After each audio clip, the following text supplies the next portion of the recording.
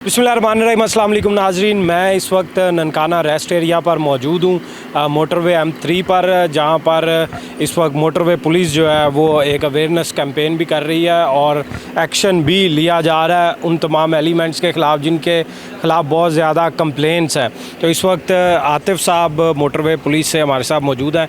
Sir, ये बताइएगा कि ये टायर्स के हवाले से हमने बहुत ज़्यादा सोशल मीडिया पर भी लोगों की शिकायतें सुनी हैं कि वो यहाँ पर खाना खाने के लिए रुके, लेकिन जब आगे गए तो टायर उसी वक्त फट गया और बाद में यहाँ पर आकर टायर चेंज करवाना पड़ा। तो ये बताइएगा, ये इस हवाले से आपने क्या एक्शन लिया है और क्या कंप्लेंट्स आपके पास भी हैं? बिस्मिल्लाहिर्रहमानिर्रहीम। थैंक यू जी, thank you for giving your time and I am honoured. हम यहाँ हैं honourable federal minister of communication, secretary communication और फिर इंस्पेक्टर जनरल BA नासिर साहब और हमारे दीगर सीनियर ऑफिसर्स हैं, साद अख्तर बरवाना साहब additional IG central region, sir Syed Farid Ali साहब, उनकी रहनुमाई और डायरेक्शंस हैं कि मोटरवेज़ पर इन जनरल और सेक्टर M3 में इन पर्टिकुलर किसी भी किस्म की कम्यूटर ह्यूमिलिएशन या कम्यूटर्स के जो बेसिक राइट्स हैं उनकी वायोलेशंस नहीं होनी चाहिए। So motorway police is not only a department pertaining to the enforcement for the road users but also for custodian of the commuters here। ये जो सर्विस एरियाज़ हैं ये बुनियादी तौर पर तो इन सब को NHA के जो कंसेशनायर्स हैं वो देखते हैं, लेकिन उसके साथ साथ उसकी टू सम एक्सटेंट जो सुपरविजन है उसको NHA MP भी देख रही है। हम आज 6 मई 2025 से एक कैंपेन लॉन्च हुई है जी। इसमें मोटरवे पुलिस और NHA मिल के ये कंबाइन ऑपरेशंस हमने शुरू किए हैं।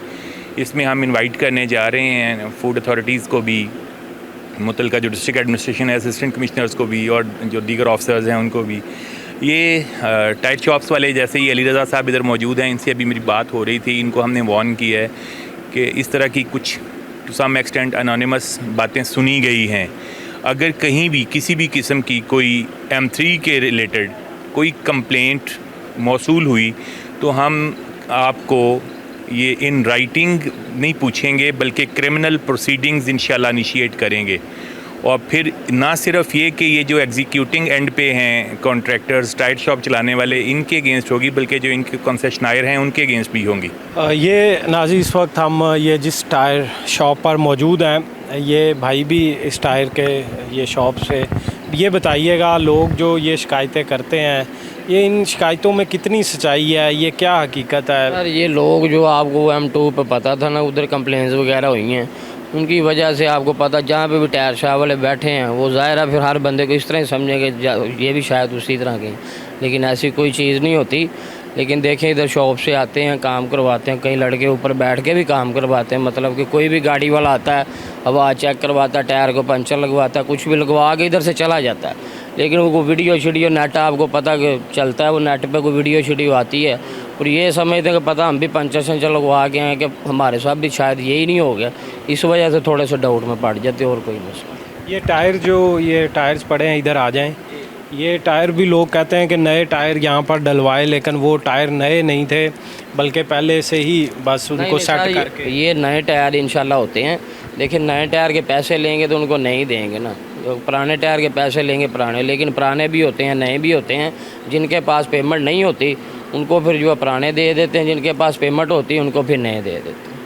तो ये जो मार्केट और यहाँ के रेट में कितना फ़र्क होता है? रेट का इधर होता है तकरीबन को 1000-1500 रुपये का फ़र्क होता है। 1000-1500 फी टायर के 1000-1500, छोटा टायर हो या बड़ा टायर, जो सा मर्जी हो, 1000-1500 रुपये का फ़र्क होता है। 1000-1500 रुपये का। और पुराने टायर में? पुराने टायर में 500-700 रुपये का, उसमें नहीं इतने होते। वो काबली सेट होते हैं, वो काबली ला कर फिर एक एक करके सेल करते हैं, उनमें से 500-700 रुपये तकरीबन बचते हैं। बिल्कुल जी। ये यहाँ पर जो काबली जिनको पुराने टायर कहा जाता है और ये जो नए टायर हैं, तो इनकी कीमत के हवाले से भी, सर कीमत के हवाले से भी लोगों की बड़ी शिकायतें हैं। कीमत के हवाले से कैसे हम मेक श्योर कर सकते हैं कि कीमत जो है जो वसूल की जा रही है वो उस टाइम तो बंदा मजबूर है, वो कहीं और कहीं भी नहीं जा सकता, वो इनका ही कस्टमर है, तो उससे जो मर्ज़ी कीमत मांग ले। देखें जी, इसमें मेरी जितने भी देखने वाले हैं उन सब के लिए एक एडवाइस है, बीइंग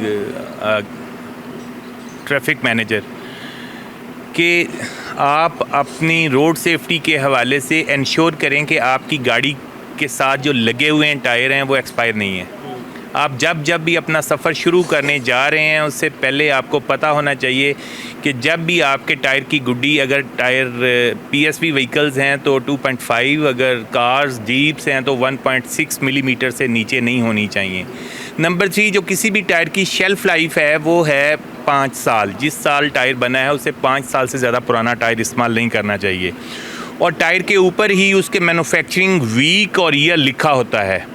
आप जब अपना टायर ख़रीदते हैं नया तो वो इस हिसाब से ख़रीदते हैं कि मेरी माइलेज कितनी है और मैंने कितना फ्रेश टायर लेना है।